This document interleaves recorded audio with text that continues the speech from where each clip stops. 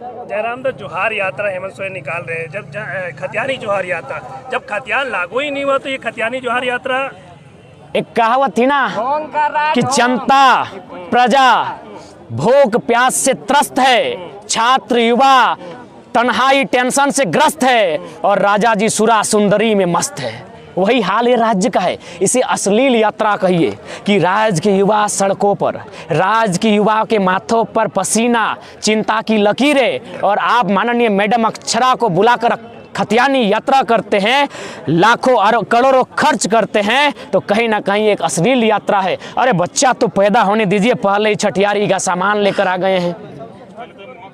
ठीक है कुछ, लेकिन आप जो 32 वाला राजभवन वाला उस पर देखिए, इस पर हम स्पष्ट करना चाहेंगे, चाहे राजभवन में बैठे लोग हैं या माननीय राज्यपाल हैं, चूंकि वो संवैधानिक पाठकांग हैं, उनको नमन, चूंकि राज्य के सर्वोच्च रहनुमा है। लेकिन सच्चाई तो यह है कि जो भी राज्यपाल बनते हैं इस राज्य के नहीं बनते हैं, यानी उनके पास एक सॉफ्ट कॉर्नर है कि झारखंड मेरा नहीं है। इस बात को मानना होगा, उनके पास एक सॉफ्ट कॉर्नर है।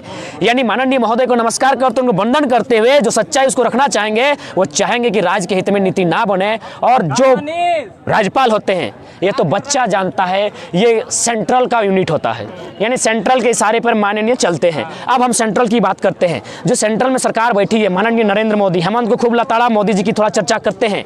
उनकी एक विचारधारा अलग है, इस देश में सत्ता चलाने की विचारधारा अलग है, और उनकी जो विचारधारा है वो मैक्सिमम यूपी बिहार से मेल खाती है, क्योंकि वहाँ एक रिलीजियस बात होती है। रिलीजन का हम सम्मान करते हैं, लेकिन पॉलिटिक्स में रिलीजियस का होना वो कहीं ना कहीं सूटेबल नहीं है। लेकिन झारखंड क्या है, एक कल्चरल आइडेंटिटी का स्टेट है, मांदर की थाप का स्टेट है। यहाँ कोई कम्युनिटी रहे, कोई जनजाति रहे, कोई जाति रहे, कोई समुदाय रहे, कोई धर्म रहे, ये मांदर की थाप में हिलता है, डुलता है। यानी एक ये कल्चरल स्टेट है। यानी जो बीजेपी की जो विचारधारा यहाँ फिट नहीं बैठती है, क्योंकि वो रिलीजियस स्टेट के तौर पर देखना चाहती है, और हमें कल्चरल स्टेट है, तो उनकी विचारधारा फिट कहाँ बैठती है, मैक्सिमम यूपी बिहार में। तब वो क्या करती है, यूपी बिहार के कोर वोटर्स को यहाँ स्थापित करना चाहती है। और ये हम नहीं कह रहे हैं, आप यहाँ के विधायक को लीजिए, हजारीबाग के विधायक को लीजिए, सांसद को लीजिए, चतरा के सांसद को लीजिए, आप धनबाद के सांसद को लीजिए, बोकारो के विधायक को लीजिए, धनबाद के विधायक को लीजिए, यानी बीजेपी का जितना भी विधायक सांसद है वो यूपी बिहार का है। उसके माध्यम से वो चाहते हैं कि यूपी बिहार के कोर वोटर्स को यहाँ स्थापित करें, ताकि उनकी विचारधारा को फलने फूलने में टाइम लगेगा। क्योंकि झारखंड की जो झारखंडित भावना है वो कल्चरल भावना है, वो जल जमीन जंगल की भावना है, वो रिलीजियस नहीं, वो कल्चरल भावना है। तो बीजेपी के रास्ते में ये बहुत बड़ी रुकावट है। इसीलिए सेंट्रल चाहेगी यूपी बिहार के वोटर्स को यहाँ स्थापित किया। हम नहीं कह रहे हैं, एक डीएसपी ने हमें आंकड़ा भेजा था, प्रत्येक साल 36,000 लोग इस देश राज्य में आ रहे हैं, जो अन्य राज्यों से हैं, मैक्सिमम उत्तर भारत के हैं। यहाँ आ रहे मना नहीं है, आइए नौकरी करने मना नहीं किए, व्यापार करने मना नहीं किए, वे लोग यहाँ आके वोटर आईडी बना रहे। 36,000 प्रत्येक साल, हम आंकड़ा आपके सामने रिप्रेजेंट करेंगे। 36,000 लोग प्रत्येक साल इस राज्य में आके बस बसाव कर रहे हैं, वोटर आईडी बना रहे हैं, राशन कार्ड बना रहे हैं, आधार कार्ड बना रहे हैं। अब 10 साल बाद, 20 साल बाद कल्पना कीजिए कि किस प्रकार से ब्लास्टिंग होगा। अब तो अन्य देशों के भी लोग यहाँ काबिज हो रहे हैं, अन्य राज्यों के लोग काबिज हो रहे हैं, तो भाई क्या ब्लास्टिंग होगा और किस प्रकार यहाँ के लोग। चूंकि इसलिए अगर हम संपन्न होते हैं, अगर ये महाराष्ट्र होता तो हम गुजरात और कर्नाटक को स्वीकार कर लेते, आ जाओ, लेकिन हम झारखंड है, हम बिहार बंगाल जैसे तेज लोगों को स्वीकार नहीं कर पाएंगे, क्योंकि हम एजुकेशन में उनसे निम्नतर हैं, ये मानेंगे। क्योंकि बंगाल में कौन है, रविंद्रनाथ टैगोर, शायद पहले नोबेल विजेता भारत के ना, 1913 में प्रथम नोबेल विजेता जीतने वाला। तो हम कैसे मुकाबला करेंगे। बिहार चले जाए रामधारी सिंह दिनकर, उत्तर प्रदेश चले जाए मुंशी प्रेमचंद, हम कैसे उनका मुकाबला करेंगे। वे लोग एकेडमिक दृष्टिकोण से, एजुकेशनल दृष्टिकोण से हमसे स्ट्रांग हैं, तो हम मुकाबला कैसे करेंगे। हम झारखंडी बेटे के साथ ही कंपटीशन बैठेगा, और झारखंडी भाषाओं में कंपटीशन बैठेगा, तब हम मुकाबला कर पाएंगे। आप लोग लड़ाई लड़ रहे थे, हेमंत सोरेन ने भी कैबिनेट से पास करके उसको राज्यपाल के पास भेजा था, लेकिन राज्यपाल ने उसे असंवैधानिक बताते हुए उसे वापस कर दिया है, क्या कहिएगा। देखिए, सबसे पहली बात, झारखंड भारत देश का अभागा राज्य है। यहाँ चारों तरफ से ब्यूरोक्रेसी आए, या कंस्टिट्यूशनल पार्ट्स के लोग आए, या फिर विधायिका के लोग आए।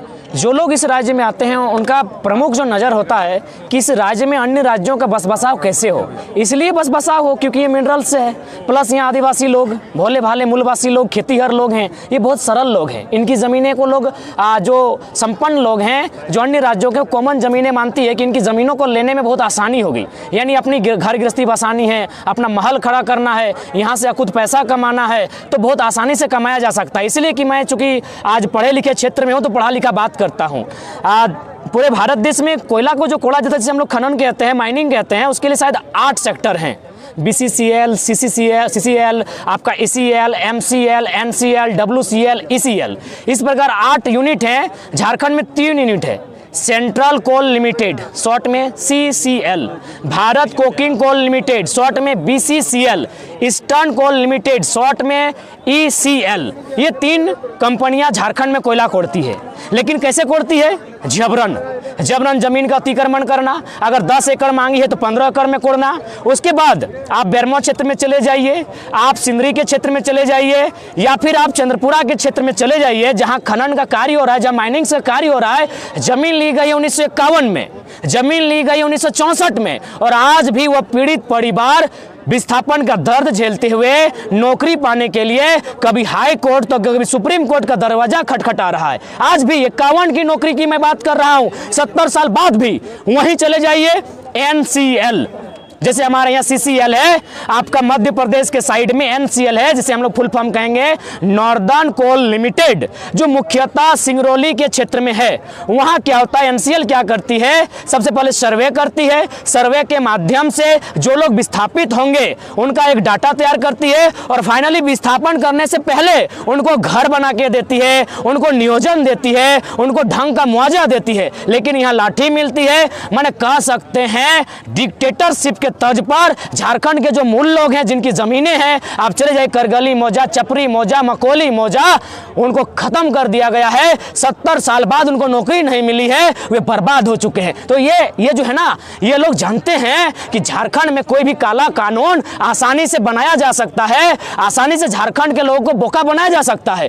चले जाइए नागपुर में, वहां है WCL, वेस्टर्न कोल लिमिटेड। सेम रूल है कि कोयला बाद में कोड़ेंगे, पहले विस्थापितों को घर बना के देंगे, पैसा देंगे, नौकरी देंगे। आइए झारखंड, आइए धनबाद, बोकारो, रामगढ़, पिपरवार, NTPC आइए। पहले लाठी, पहले गाली, पहले जेल, फिर बच गए, बर्दाश्त कर लिए तो नौकरी मिलेगी। अभी 3rd ग्रेड 4th ग्रेड की नौकरी मिलेगी, लात जूता मिलेगा, फ्री में मिलेगा।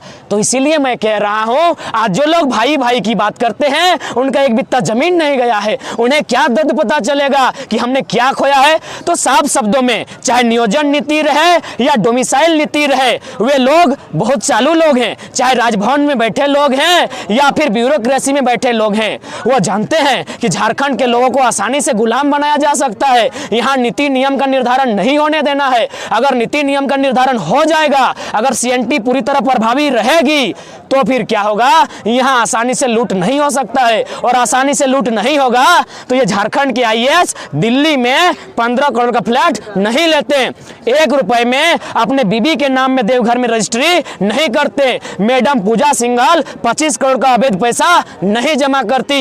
यही मेरा सोना झारखंड है, जो आज वर्तमान में लूटखंड बन चुका है। इसीलिए आज जितने भी लोग पढ़े लिखे हैं, जो राज्य को चला रहे हैं, वो मैक्सिमम अन्य राज्यों के लोग हैं। मैं भी कहता हूं अन्य राज्य के लोग आए, जैसे हमारे लोग IAS IPS बन के जाते हैं, नेट JRF करके जाते हैं, यानी नियम से जाते हैं। लेकिन आप दरोगा बनकर आएंगे, यदि आप चपरासी बनकर आएंगे, यदि आप टीचर बन के आएंगे, तो भैया माफ कीजिएगा, हम विरोधी हैं तो विरोधी ही सही।